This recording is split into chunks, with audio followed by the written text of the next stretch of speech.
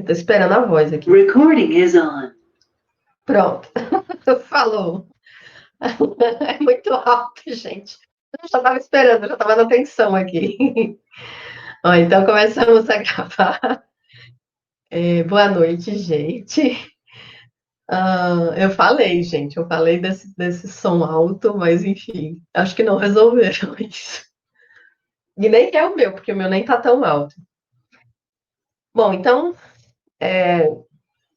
vamos lá. A gente vai falar hoje sobre estimativas e seus intervalos de confiança.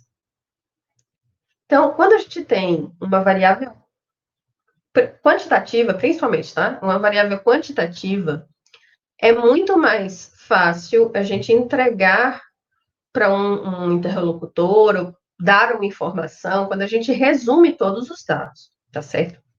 Então, por exemplo, se eu tenho lá a nota de uma turma, é mais fácil eu falar sobre essa turma usando a média do que falar sobre individualmente cada nota. Primeiro que eu, dependendo da turma, eu ia passar o dia inteiro falando nota e não ia servir para concluir nada. Então, quando eu tenho uma estimativa, é fato que as pessoas se questionem, tá, mas o quanto essa estimativa pode estar próximo do verdadeiro valor das médias. Então, se eu estou falando de uma população, não faz sentido. Mas se eu estou falando de uma amostra, eu quero que essa estimativa esteja muito próximo do valor real da minha população, tá certo? Vou dar um outro exemplo. Se eu vou fazer um exame de sangue, então eu tiro um pedacinho não, um pouquinho de sangue, para ele, por exemplo, avaliar a quantidade de plaquetas. A quantidade de plaquetas dessa amostra, eu quero que seja representativa, ou o mais próximo possível, do meu sangue como um todo, para que não seja necessário tirar todo o meu sangue para contar as plaquetas, tá certo? Então, é mais ou menos isso. E essa, como é uma estimativa amostral, ela tem um intervalo de confiança associado a ela, tá certo? No que é que está baseado o intervalo de confiança? Então, vamos lá. O intervalo, isso aqui está sugerido para vocês lerem, tá? Esse site, eu coloquei o endereço dessa página para vocês, só que quando vocês pegam esse endereço e tentam colocar numa nova guia, ele abre uma página que não tem o conteúdo, tá certo? Abriu só porque eu estou falando para vocês, está gravando, mas não abria, tá? Ficava em branco. Então, a sugestão que eu dei é para quem não conseguiu abrir assim direto, para colocar aqui em busca intervalo de confiança, ele vai abrir essa página, tá bom? Fiz vários testes hoje, nenhum abriu. É só porque eu estou gravando, né, que deu certo. Mas, enfim, só por isso. Depois vocês leem, tá certo? Mas a ideia de como que eu calculo uma margem de erro? Eu preciso de 3 elementos. Eu preciso do desvio padrão da variável que eu estou estudando. Eu preciso do tamanho da amostra, tá certo? Seja ele qual for. E eu preciso do nível de confiança desejado. Bom, o desvio padrão eu vou obter depois que eu tiver a minha amostra. Depois que eu tenho a minha amostra, eu também tenho o tamanho dela. Agora, o que é esse nível de confiança? Esse nível de confiança, ele é uma informação que é baseada numa distribuição de referência. E essa distribuição de referência para a gente vai ser a distribuição normal. Então, por isso que em um passo anterior a gente fala sobre distribuições de probabilidade, porque é muito importante a gente conhecer, pelo menos, o aspecto dessas distribuições. E a distribuição normal, ela é base junto com o teorema central do limite, para uma série de resultados que a gente usa em modelagem. Então, no caso do intervalo, do nível de confiança, em geral, as pessoas usam 95%. A maioria das análises usa 95%. E o que isso quer dizer? Isso quer dizer que dentro do meu intervalo, ou seja, todas as estimativas que eu for fazer usando as amostras disponíveis, vão estar dentro dessa área da distribuição normal, tá certo? E aí, esse nível de confiança, ele dá para a gente uma quantidade chamada Z. Essa quantidade é justamente esse limite que vai me permitir dizer quantos por cento eu estou disposta a acertar ou quantos por cento eu estou disposta a errar. Nesse caso aqui, eu estou dizendo que eu estou disposta a errar 5%. Como a distribuição normal ela é uma distribuição simétrica, o que acontece de um lado, ou seja, se eu errar para mais, é a mesma quantidade que eu vou errar para menos. Então, nesse caso, esse Z, esse limite, é 1,96, ou seja, quando eu uso 1,96, eu estou supondo que eu vou acertar na minha amostra em 95% das vezes e estou disposta a errar 5%. Então, eu fico com 2,5 para menos e 2,5 para mais, tá certo? Filosoficamente, essa é a explicação. É claro que a gente pode calcular as distribuições de probabilidade, saber como é que isso funciona matematicamente, demonstrar essas fórmulas, tá certo? Existe todo um contexto matemático por trás.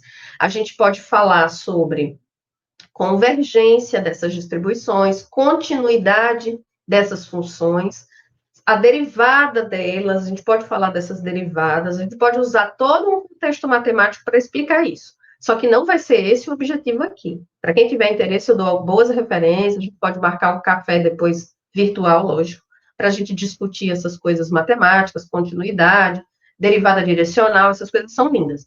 Mas, para o que a gente precisa, é só saber esse valorzinho aqui, 1,96, tá certo? Então, a gente vai substituir na fórmula para achar a nossa margem de erro. O que é a margem de erro? É uma quantidade que a gente vai descontar para menos e somar para mais, para conseguir os limites do meu intervalo de confiança, tá certo? Mas isso tudo é muito lindo na teoria, né? Vamos fazer isso na prática? Deixa eu colocar aqui para vocês. Aqui. Olha só. Eu vou fazer um exemplo bem simples, tá certo? Aqui eu tenho vocês conseguem ver esse conjunto de dados? Sim?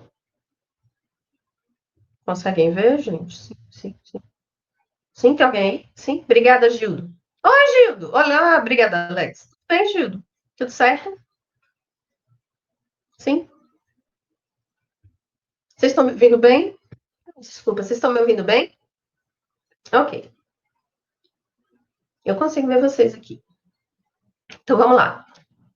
Olha só, o exemplo é muito simples. Eu tenho uma base de dados que ela supõe o seguinte: eu não. Uma pessoa tem uma rede de pizzarias e é uma rede de pizzarias voltada para um público de estudantes, tá certo? Ela faz rodízio a preço fixo, preço baixo, a qualidade provavelmente não deve ser tão boa, mas para estudante está valendo, tá certo? E esse dono dessas pizzarias, ele tem 10 unidades. E ele quer saber se vale a pena manter uma unidade próxima a uma universidade ou uma escola, ou se vale a pena ele investir num outro local que seja distante de uma universidade ou de uma escola, tá certo? Então, a minha amostra tem 10 restaurantes, tá certo? Essa população aqui é a população que reside no entorno da pizzaria. E aí ele pegou a população de estudantes. De alguma forma, ele conseguiu calcular, obter a população do entorno dessa unidade, população de estudantes, tá certo? Aqui é vezes 1.000, para não ficar um número muito grande, eu tirei os 1.000, tá certo? Vezes 1.000 não, vezes 100.000 parece. Não, vezes 10.000, tá certo? Vezes 10.000. Então, aqui é 20.000, aqui é 60.000, aqui é 80.000, tá certo? Mas aí eu tirei os 1.000. E o volume de vendas dessa unidade. Então, eu tenho duas variáveis. a variável população de estudantes no entorno desse restaurante e o volume de vendas dessa unidade. Ficou claro? Aqui também não é só R$ 58, não, tá certo? É 58 vezes 10 mil, tá bom? Acho que é anual isso aqui. Enfim, não sei se é anual, se é trimestral, mas tem um recurso aqui de tempo, tá? Isso aqui se refere a uma unidade de tempo. Não recordo exatamente qual. Eu tenho duas variáveis, tá? E um controle, que é o controle da minha unidade amostral, tá? Do meu elemento amostral, que é o código do restaurante, tá certo? Eu tenho duas variáveis quantitativas, tá certo? Elas são quantidades. Se são quantidades, faz sentido eu calcular a média dessas variáveis, ok? Então, vamos lá. Eu vou colocar aqui média igual e vou calcular a média da variável população. Ou seja, qual é, em média, a população que as minhas 10 unidades das pizzarias atendem, tá certo? O mesmo eu vou fazer para vendas. Qual foi a venda média, o valor gerado com as vendas, em média, dessas 10 unidades? Tá certo? Ficou claro, gente? Deixa eu só aumentar aqui essa. Pronto. Ficou claro aqui? Então, nesse caso aqui, a população média vai ser 14 vezes 10 mil, e o meu volume médio de vendas vai ser 130 vezes 10 mil. Ok? Tá certo? Então, eu digo o seguinte: olha, em média, as unidades atendem 14 mil pessoas. É isso aí. 14 mil pessoas. Ok. E, em média, a gente vendeu 130 mil reais nas minhas 10 unidades. Beleza, tá certo. Mas aí alguém pergunta, sim, mas você tem 10 unidades, em média, elas venderam isso. Mas quanto isso variou para as 10 unidades? Eu tenho aqui populações que atendem 20 mil, e aqui eu tenho populações que atendem 260 mil. É assim? É assim. Então vamos lá. Para calcular um intervalo de confiança para esse valor, eu vou precisar de três observações. O desvio padrão, que eu vou calcular aqui, certo? O valor de Z, que é o quanto eu tenho associado ao nível de confiança que eu quero, é 1,96, porque eu vou usar 95% de confiança, e eu vou precisar da raiz quadrada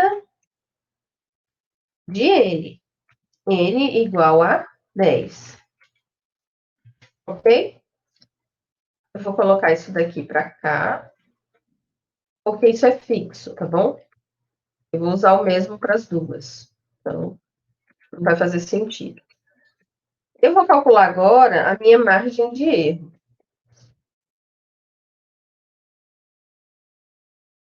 Margem de erro. É só olhar a fórmula, tá certo? Então, vamos para lá. Margem de erro vai ser Z vezes o desvio padrão dividido pelo raiz de N. Então, essa é a margem de erro que eu vou calcular. Volta para lá. Então, a margem de erro. Deixa eu aumentar aqui o tamanho. A margem de erro. Ops, vamos primeiro calcular o desvio padrão. Então, o desvio padrão a gente usa essa desvipagem. Seleciona todo mundo. Ele já calculou o desvio padrão. E aí eu venho para cá e calculo o desvio padrão daqui também. Deixa eu diminuir aqui o número de casos. Então, vai ser 1,96 vezes desvio padrão dividido por raiz de N. Raiz é raiz mesmo.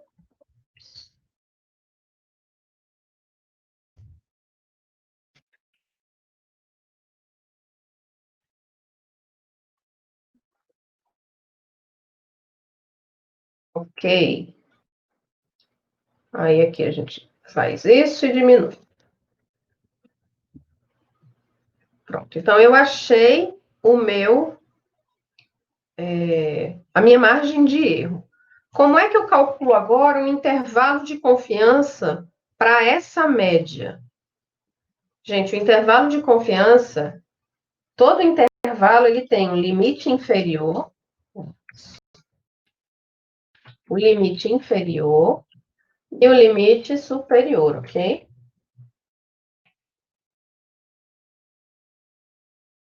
Certo? Como é que eu calculo o limite superior? Vai ser a estimativa média menos a margem de erro. E como é que eu calculo o limite superior? Vai ser a média mais a margem de erro. Ops. Tá certo? Então, é isso que eu vou fazer aqui, ó. O limite inferior vai ser esse aqui. E o limite, tem alguém querendo falar? Não. Superior vai ser esse aqui. Então, o limite inferior vai ser igual à média menos a margem de erro. E o limite superior vai ser igual à média mais a margem de erro. Gente, todas as pesquisas que vocês veem por aí na televisão, a margem de erro foi mais ou menos, não sei o quê, para mais ou para menos. Pronto, é exatamente assim que é calculado. Tá certo? Deixa eu diminuir aqui essas casas decimais. Estou fazendo com vocês aqui. Pronto.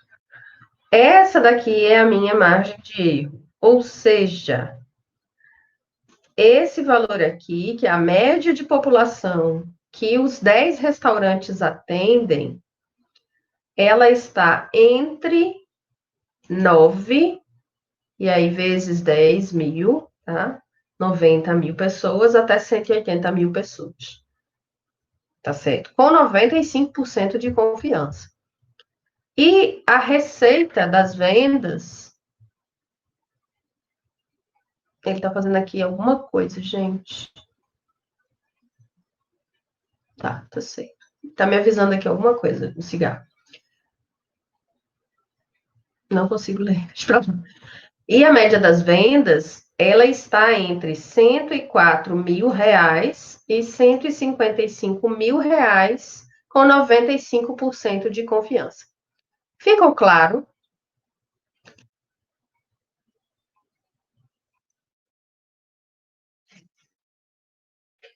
Tudo bem? Sim? Difícil? Não, não é difícil. Ficou claro? Pronto. Agora, imagina que eu vou pegar, por exemplo, naquela base de dados dos alunos que tem no portal de dados abertos da UFRN. Eu vou pegar todas as turmas de uma disciplina qualquer. Vamos supor probabilidade. Eu vou pegar todas as turmas de probabilidade que estão naquela base de dados Respondo já, Gildo. Todas as turmas que estão naquela base de dados do portal aberto. Eu quero saber se existe uma diferença ao longo do tempo. Por exemplo, eu vou pegar para o ano de 2016, 2017, na média dos alunos.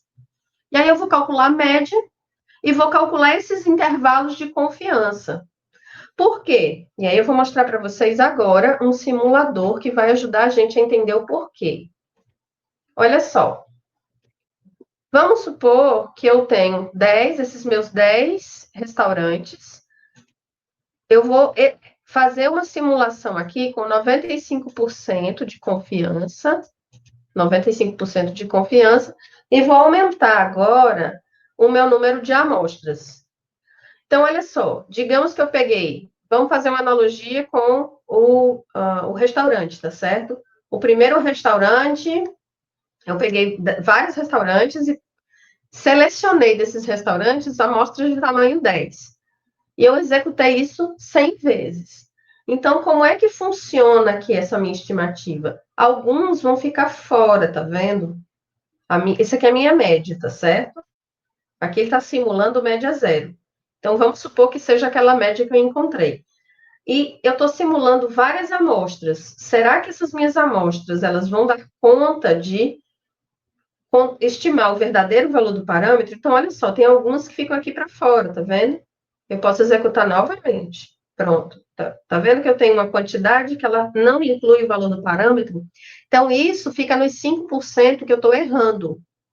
Tá certo? Então, aqui eu estou errando, já que eu tenho 95%, eu espero que alguma quantidade vai errar, não vai atingir o verdadeiro valor do parâmetro dessas estimativas. Então, imagine vocês que eu estou na base de dados de SIGA e vou calcular todas as turmas de probabilidade, as médias das turmas de probabilidade.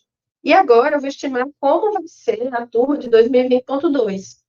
Então, eu vou calcular esses intervalos de confiança e eu sei mais ou menos o que esperar das notas da turma de probabilidade de 2020.2. Porque eu sei quantas turmas vão estar fora desse intervalo de confiança, ok? Então, isso serve para dar segurança para a gente saber aonde está a nossa estimativa, se a gente está acertando ou se a gente está errando muito com as nossas estimativas. E aí o Gildo pergunta, excelente pergunta, Gildo. Por padrão, sempre é utilizado 95% de confiança? Gildo, eu vou dizer a você uma coisa. A maioria das estimativas que a gente vê publicadas por aí são a partir de 95% de confiança. Isso é histórico, porque antigamente, quando a gente não tinha esse poder computacional que tem hoje, a gente usava tabelas, tá? A gente usava valores tabelados. E era mais fácil pegar o 1,96 porque a gente tinha ele na tabela, tá certo? Mas, por exemplo, nesse caso aqui, eu posso colocar 99% de confiança, tá certo? E aqui eu tenho uma estimativa de 99% de confiança para esses intervalos, tá? Nos dados clínicos, há um tempo atrás, não tanto tempo atrás, tá? 10, 15 anos atrás, o padrão era usar 90%. Então, se vocês forem usar, por exemplo, pegar referências de Magalhães da década de 1990, vocês vão usar muitos intervalos de confiança com 90%. Por quê?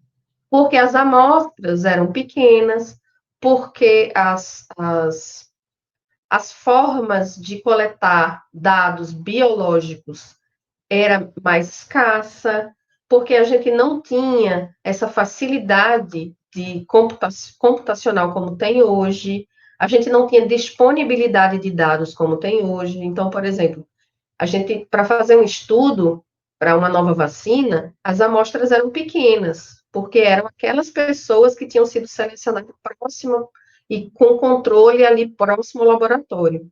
É diferente. Hoje está sendo testada a vacina em qualquer lugar do mundo.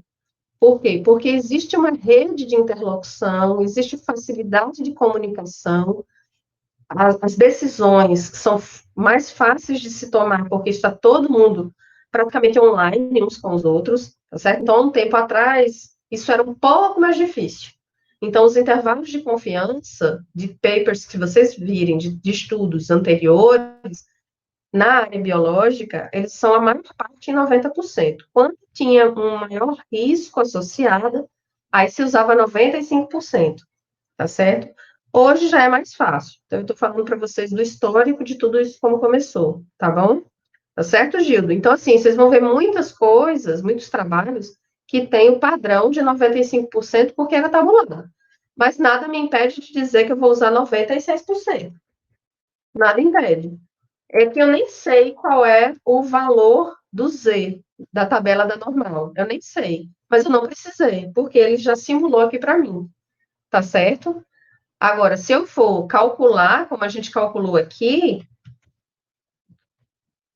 tá? Que eu usei 1,96, eu vou para uma tabela da normal e vou procurar qual é o valor que deixa 96% da distribuição normal aqui dentro dessa função, tá certo? Aí eu vou achar esse valorzinho aqui, que deixa 96% aqui dentro, tá certo? Do mesmo jeito, eu posso usar 98%, mas aí eu teria que encontrar qual é esse valor aqui numa tabela que deixa 98% aqui dentro.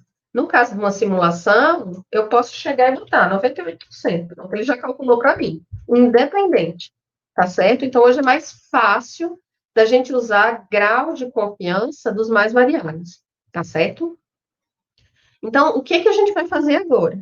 Na base de dados de vocês, vocês vão observar, tem alguma variável quantitativa? Tem.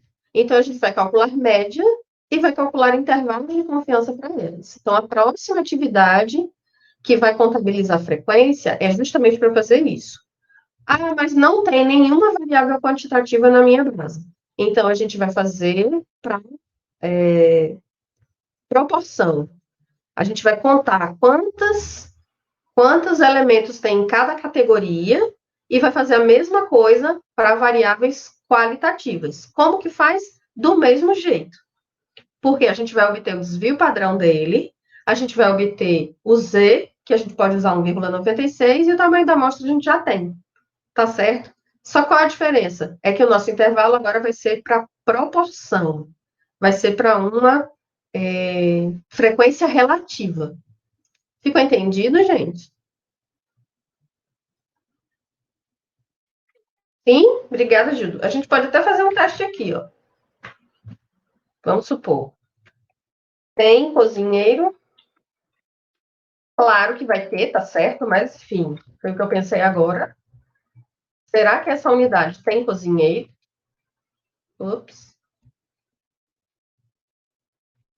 Então, eu vou colocar, se sim, é 1, se não, é 0. Tá certo? Tá lógico mesmo. Vamos botar aqui. Então, aqui tem, aqui tem, aqui tem, aqui não tem. Se não tem, vai atrás a pizza de outro lugar, né? Assim? Pronto. Então, aqui, a proporção vai ser quem? Vai ser a soma de uns. E qual é a soma de uns? É 6. 6 dividido por 10 ainda é 0,6, ou 60%. Tá certo? Então, essa é a minha estimativa da média para essa variável proporção de unidades com o cozinheiro. O desvio padrão ainda é NP vezes Q. Então, o meu desvio padrão aqui vai ser 10 vezes 0,6 vezes 0,4.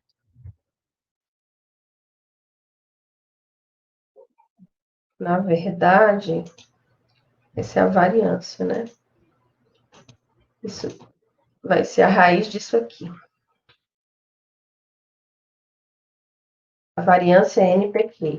Então, o desvio padrão é a raiz, tá certo?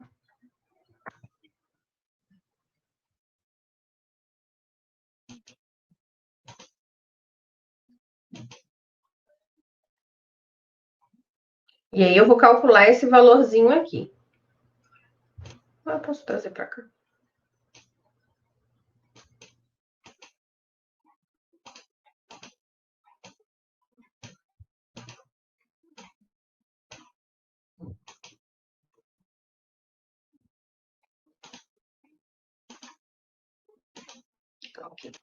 Qual que é a incoerência aqui? Eu estou falando de proporção. A proporção ela nunca vai ser negativa e nunca vai ser acima de 1.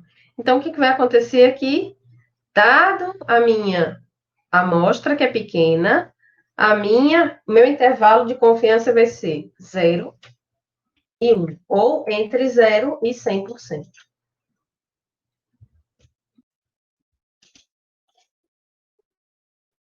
Tinha entrado uma coisa voando aqui na sala.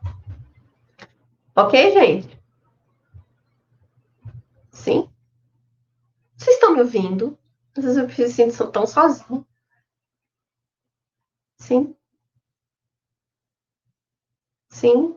Obrigada, gente. Beleza. Tudo certo? Tudo bem? Ok. Rosângela, você está aí, minha filha? Eu não consigo ver aqui. Eu consigo ver vocês assim agora. Tudo bem? Tá dando para acompanhar, Cláudia? Tudo bem. Pronto. Então, o assunto de hoje, o tempo de hoje é intervalo de confiança. Como é que eu construo um intervalo de confiança?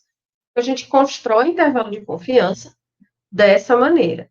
Professor, essas pesquisas que falam por aí, principalmente agora que vai começar, né, o período eleitoral, a proporção de pessoas que votam nele, ou estimativa, enfim, é de 5 pontos percentuais, com 2 pontos percentuais com a margem de erro, 2 pontos percentuais para mais ou para menos. Significa que é a estimativa, se é 2 pontos percentuais para mais ou para menos, então ele vai ter entre 3% e 7%. E aí é isso que eu estou dizendo, que em 95% das amostras, ele vai variar entre 2% e 7%. Então, se a estimativa está dando 5%, possa ser que seja 2%, 3%, né? E não 5%. Possa ser que seja 3%. Depende da amostra que eu for pegar. Ok? Isso vai ser importante porque em algumas situações, se esse intervalo de confiança inclui o zero, a gente sabe que possa ser que não exista influência daquela variável explicativa na resposta. Isso a gente vai ver lá na frente. Mas vai ser importante a gente saber como é que calculam essas coisas, tá certo? Gente, aqui tem muita matemática por trás. Matemática, assim, bem legal, tá certo? Mas a matemática que a gente vai precisar saber vai ser essa daqui, que nada mais é do que uma conta de somar, subtrair, dividir, multiplicar, tá certo? Então, a gente aqui não está usando limite, não está usando derivada, não está usando suavização de curva, nem derivada direcional, a gente não está usando nada disso. Tudo isso está por trás nos resultados. A gente só pode usar esse 1,96 porque a gente partiu de uma coisa chamada cigarro. A gente partiu de uma coisa chamada distribuição normal. E essa distribuição normal vem de uma convergência. E essa convergência vem de um outro resultado. Tá certo? Ok. Alguma dúvida, gente?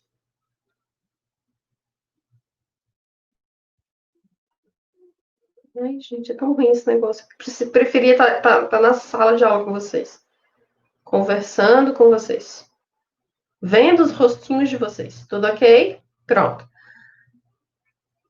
Terça-feira, a gente vai ver a mesma coisa, só que para duas variáveis. Como é que a gente faz isso para duas variáveis? E até lá, vocês escolham um tema, escolham uma base de dados. Mais uma vez, se não tiverem, a gente tenta encontrar uma, para calcular pelo menos média, desvio padrão e intervalo de confiança de variáveis que vocês encontrem por aí, tá certo? Ok? Ok, tá bom. Então, tudo bem. Deixa eu interromper aqui. Deixa eu ver se tem mais alguma coisa para vocês. Tem. Olha só. Essa daqui é a minha tela do Google Cloud. O Google Cloud ele tem essa carinha, se atualizar, vamos ver se atualiza.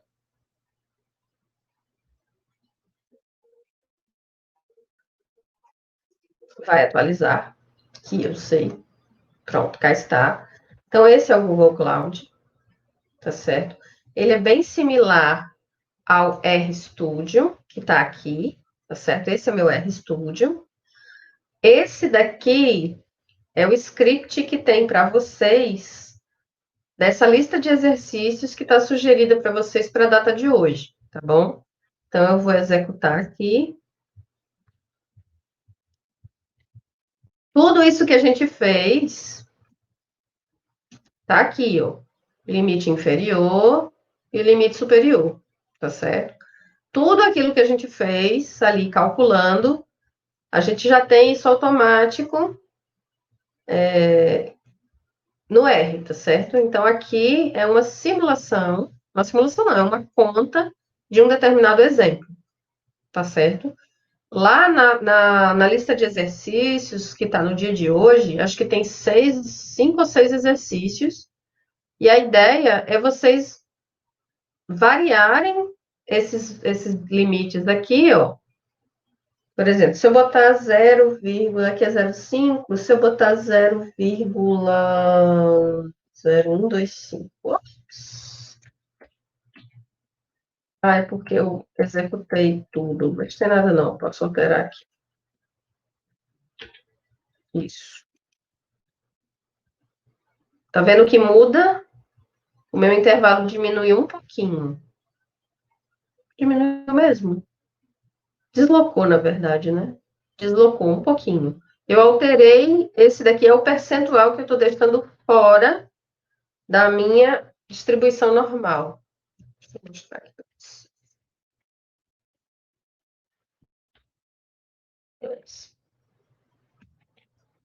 Tá aqui. Esse percentual aqui, ó. 2,5% é o que eu deixo de um lado, tá certo? E ele vai somar, que é bilateral ou bicaudal, ele soma para formar os 5%. Então, eu estou em 95%.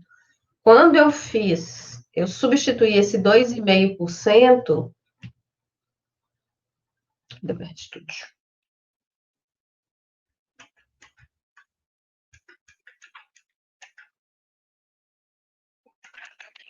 Quando eu substituí esse 2,5% aqui por 1,25%, eu estou supondo que eu tenho 2,5% de chance de errar e 97,5% de chance de acertar. Tá certo? Então, eu estou diminuindo um pouquinho aquele percentual que fica no vermelho, lá na figura. Tá certo? E aí, o que, que muda aqui? Ora, de 56, se ele passou para 55, ele aumentou o intervalo.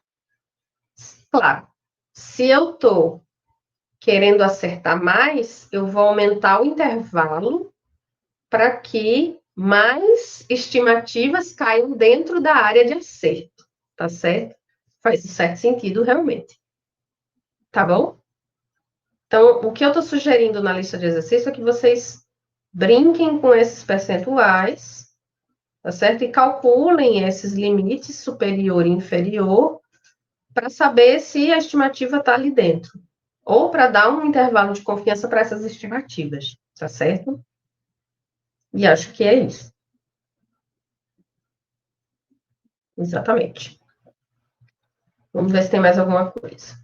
Sim, para quem vai usar o R-Cloud, é a mesma coisa, é só copiar os scripts para cá e executar, tá certo? Esse daqui é o R-Cloud. Eu estou usando no navegador, mas eu estou usando o RStudio para o desktop, tá certo? Esse rapazinho aqui é a mesma coisa. Deixa eu só dizer mais ou menos para quem nunca viu o R na vida. Esse daqui, eu não sei se eu já falei para vocês, mas esse daqui é a carinha do RStudio, tá? Ele não é o Cloud, mas o Cloud é a mesma coisa. Eu tenho essas 4 regiões, tá certo? Aqui é a região em que eu abro o script. Toda atividade que eu vou passar para vocês, eu vou, pelo menos, tentar colocar um script de como executar. Para executar, eu seleciono a parte que eu quero executar e venho aqui em Run, tá certo? Aqui é a minha área de execução, então ele vai executar, ele é um interpretador, tá certo? Ele pega linha por linha e vai interpretar e executar. É a mesma coisa de uma linguagem de alto nível, Python, enfim, o R também, né, de alto nível. Essa área aqui é a minha área de histórico, tá certo? Tudo que eu executei, ele vem para essa aba de histórico. E aqui nesse environment, são todas as variáveis que eu construo.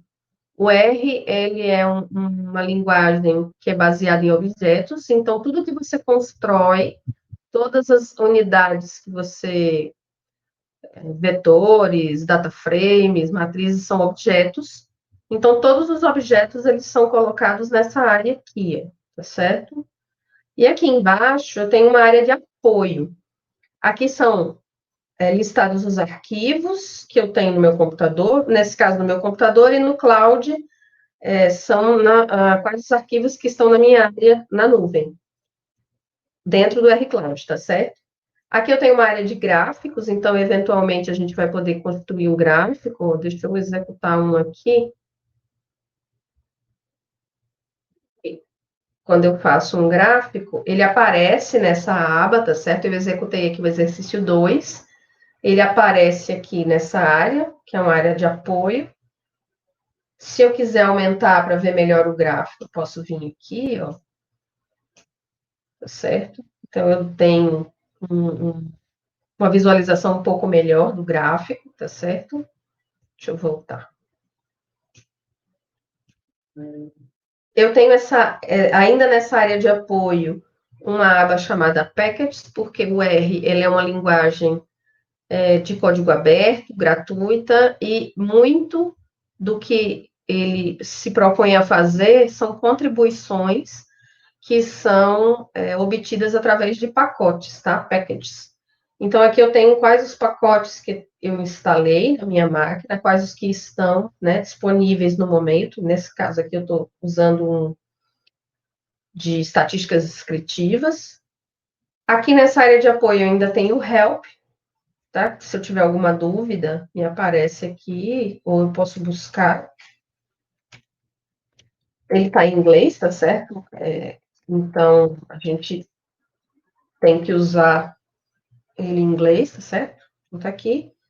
E aqui é um viewer que, se eu quiser, por exemplo, avaliar ou verificar um desses objetos, se eu clicar nele, eu posso fazer uma visualização rápida aqui, tá certo? No meu, ele está configurado para mostrar aqui, certo? Nessa área aqui de cima, mas ele pode vir aqui para baixo, sem problema nenhum. Isso aqui era uma base de dados que provavelmente vocês vão trabalhar na próxima aula, que é uma base do Banco Mundial. Tem algumas variáveis, eu estava trabalhando nela para fazer funcionar algumas coisas. Ela tem alguns defeitos, alguns problemas, como valores faltantes aqui, o NA, tem uns NAs aqui, tem valores muito grandes, que são PIBs. Exato, está errado. Não está errado, porque a variável tem essa característica. A gente tem que definir o que pode fazer para modelar de tal maneira em que a dimensão dessa variável não atrapalhe o ajuste. Então, a gente vai ver isso um pouco mais para frente. Tá certo? E o R é essa carinha. Tá certo? A gente pode fazer algumas outras coisas aqui. Deixa eu ver se eu tenho outros para executar. Pronto, até aqui eu executei um outro gráfico, tá? Ele aparece aqui no meu apoio.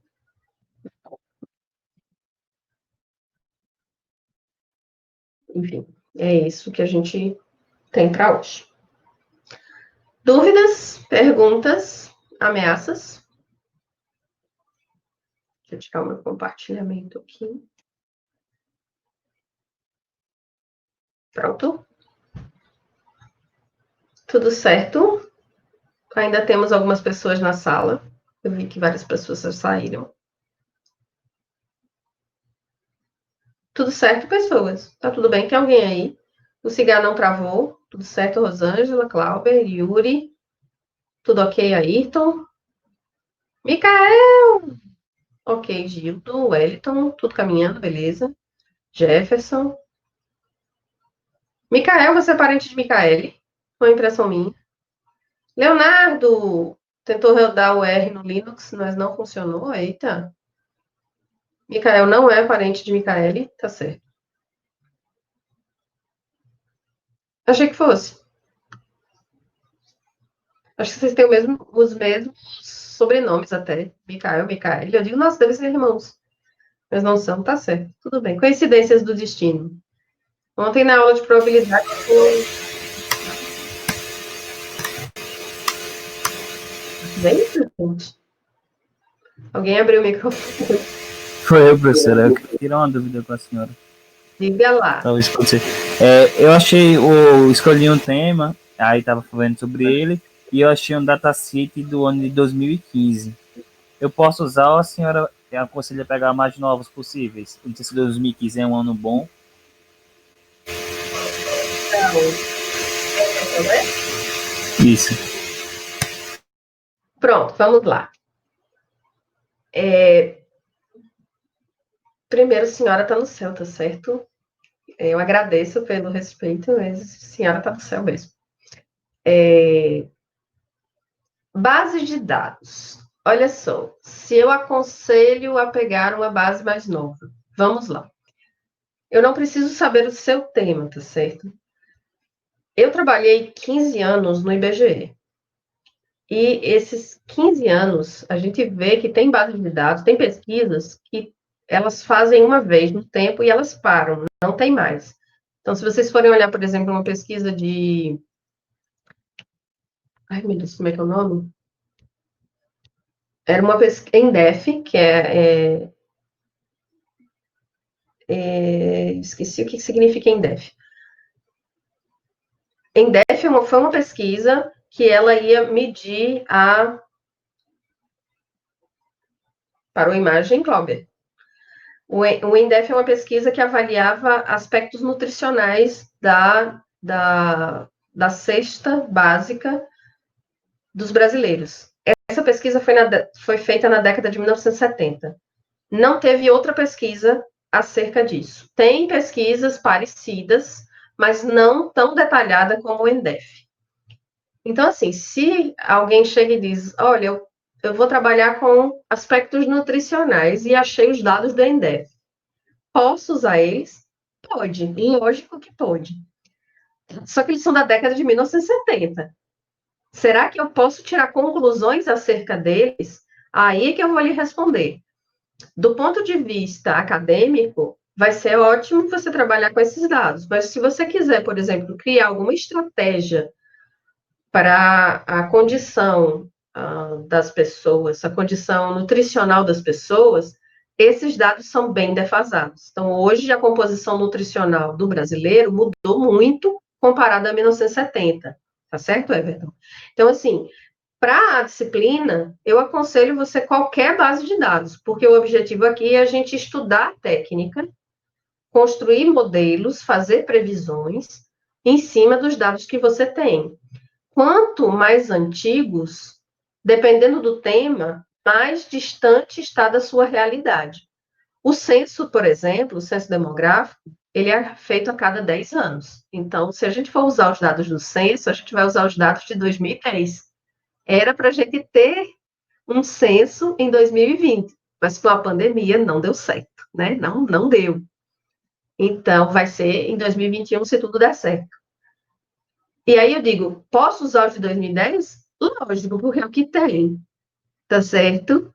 Mas se eu precisar estimar alguma coisa para agora, vai dar certo?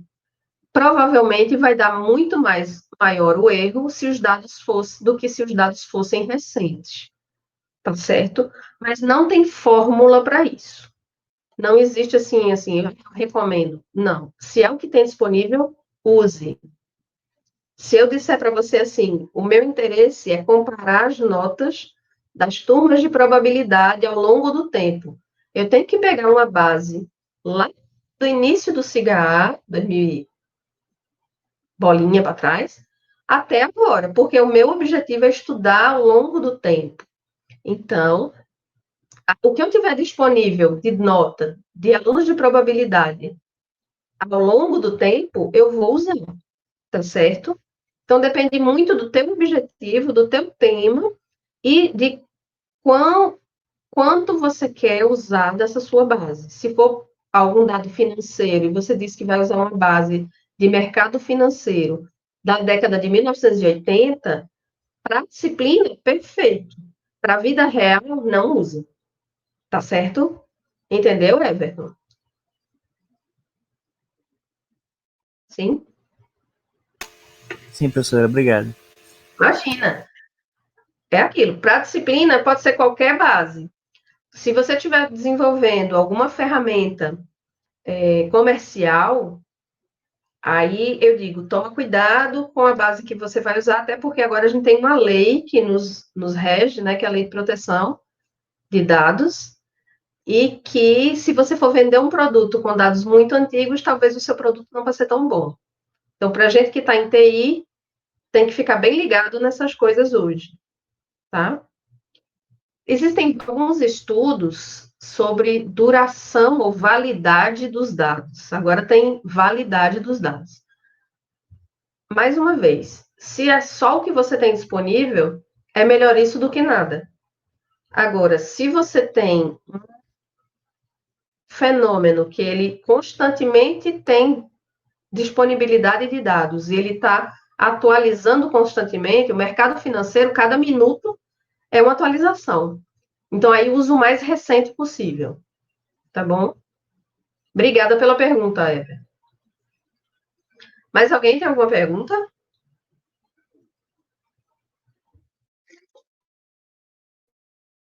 Estou com saudade de vocês. Esse negócio eu tô estressada com esse negócio de aula remota. Clauber travou para você, voltou. Você está usando no Windows? Eu preciso anotar essas coisas, tá certo? Para passar lá para Sinfo. Clauber saiu. No Linux? Boa. Tá certo. Boa noite, Everton. Para quem quiser sair, gente, boa noite, usando o Chrome. Beleza. Tudo anotado aqui.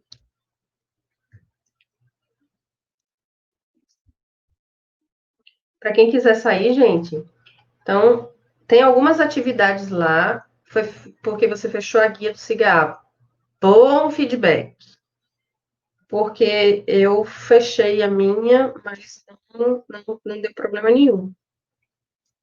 Então, você está usando Linux, Chrome e fechou o cigarro. Ok. Alguém relata mais alguma instabilidade? Não? Alguém está usando no celular? Leonardo, no início ficou ruim, né? Tava ruim para mim também. Logo que eu conectei. Boa noite, Cláudia. Alguém está usando o celular? Não. Acho que não tem ninguém no celular hoje. Tá certo. Eu queria ver se. Certo. Leonardo Linux, ok. Gente, boa noite. Obrigada por estarem presentes. Eu vou terminar a gravação, então, por favor, vocês observem aí se não vai sair nenhuma. Boa noite, Wellington. Se não vai sair nenhum som aí indesejado. Boa noite, Leonardo.